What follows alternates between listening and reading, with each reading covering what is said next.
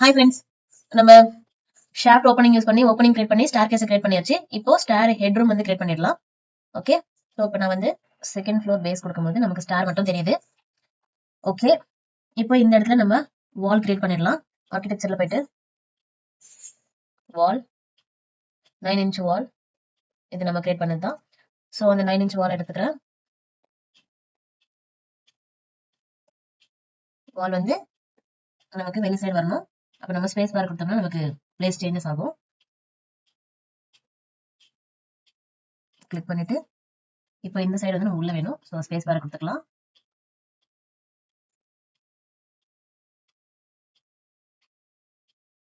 Click பண்ணிடுங்க. இப்போ அடுத்து அகைன் இந்த சைடு நம்ம திருப்புறோம். இந்த சைடு இப்போ நம்ம வெளியே வேணும். ஸ்பேஸ் பார் கிளிக் பண்ணுங்க. இப்போ இங்க ஒரு கிளிக் பண்ணிக்கிறேன். இப்போ அகைன் நம்ம ஃபினிஷிங் பண்ணணும். ஸோ இங்க ஒரு கிளிக். எஸ்கேப் கீ பிரஸ் பண்ணீங்கன்னா எக்ஸிட் ஆயிடும். இப்போ நம்ம 3Dல போயிட்டு செக் பண்ணி பார்க்கலாம். ஸோ இப்போ இந்த வாலை செலக்ட் பண்ணிட்டு இப்போ இந்த இடத்துல வந்து பாத்தீங்கன்னா இங்க பேஸ் ஆஃப் செட் வந்து 0 ஆக்கிடுங்க. ஆஃப் செட் எதுவும் நமக்கு தேவையில்லை. இந்த இடத்துல நம்ம செகண்ட் ஃப்ளோர்ல இருந்து வந்தா போதும். நம்மளுடைய ரூஃப் லெவல் வந்து செகண்ட் ஃப்ளோர் தான் ஃபினிஷ் ஆயிருக்கு. ஸோ செகண்ட் ஃப்ளோர் வந்து பேஸ் கன்ஸ்ட்ரெயின்ட், ஆஃப் செட் எதுவுமே தேவையில்லை, 0 பண்ணிட்டேன். ஸோ இங்க டாப் வந்து பாத்தீங்கன்னா நம்ம ஆல்ரெடி கிரியேட் பண்ணிருக்கோம் ரூஃப்னு ஒரு லெவல். ஸோ அந்த லெவல் வரலையும் ரீச் ஆகணும். டாப் ஆஃப் செட் வந்து எதுவுமே வேண்டாம், 0.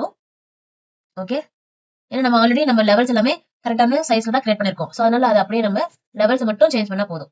ஆஃப் செட் வேல்யூ எதுவுமே வேண்டாம், எல்லாமே 0 பண்ணிடலாம். இப்போ நமக்கு ஹெட்ரூம் கிரியேட் ஆயிடுச்சு. இங்க மேல வந்து நம்ம ரூஃப் வந்து கிரியேட் பண்ணணும். இப்போ செகண்ட் ஃப்ளோர் எடுத்துக்கிறேன். இதுல நம்ம வரைஞ்சிட்டு நம்ம அதுக்கப்புறம் இங்க நம்ம சேஞ்சஸ் ப்ராப்பர்ட்டிஸ்ல போயிட்டு நம்ம சேஞ்ச் பண்ணிக்கலாம். ஏன்னா ஒரு சில வியூல வந்து நமக்கு ஷோ ஆகாது.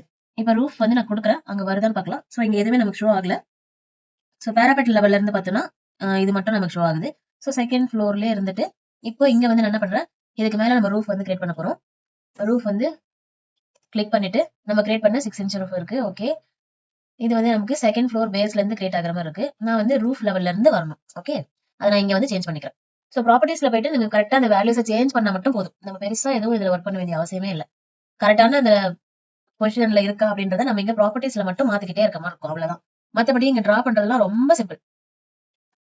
ஸோ நான் ரெக்டாங்குலரே எடுத்துட்டு இப்படி ஒரு ரெக்டாங்கிள் போட்டாச்சு. ஃபினிஷ் கொடுத்துட்டு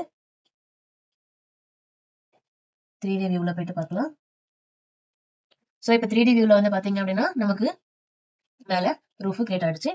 ஓகே, சவுத்ல போயிட்டு ஒரு முறை செக் பண்ணிக்கலாம் எல்லா லெவல்லையும் கரெக்டா பிளேஸ் ஆயிருக்கு அப்படின்னு. அதனால தான் நம்ம லெவல்ஸ் கிரியேட் பண்றோம். ஏன்னா ஏதாவது எடிட்டிங் பண்ணாலும் அந்த லெவல்ல நம்ம கொடுத்தாலே போதும், ஆட்டோமேட்டிக்கா அது அங்க போய் பிளேஸ் ஆயிடும். அதனால தான் லெவல்ஸ் வந்து கரெக்டான மெஷர்மெண்ட்ல நம்ம கிரியேட் பண்ணிட்டோம்னா நம்ம ஈஸியா ஜஸ்ட் இங்க போயிட்டு லெவல்ஸ் மாத்தினாலே போதும். இப்போ இந்த ரூஃப் கிளிக் பண்ணி இது வேற ஏதாவது ஒரு லெவல்ல மாத்தினா அந்த லெவலுக்கு ஆட்டோமேட்டிக்கா இப்போ மூவ் ஆயிடும். அந்த மாதிரி ரொம்ப சிம்பிளா வந்து நம்ம ரிவிட் வந்து யூஸ் பண்ணலாம். எடிட்டிங்லாம் வந்து ரொம்ப சூப்பரா வந்து இதுல இருக்கும். மத்த சாஃப்ட்வேர்ஸ்ல நம்ம வரையும் போது ஒவ்வொன்றும் நம்மளே போய் எடிட் பண்ற மாதிரி இருக்கும். இப்ப இங்க வந்து பாத்தீங்கன்னா அப்படி இருக்காது.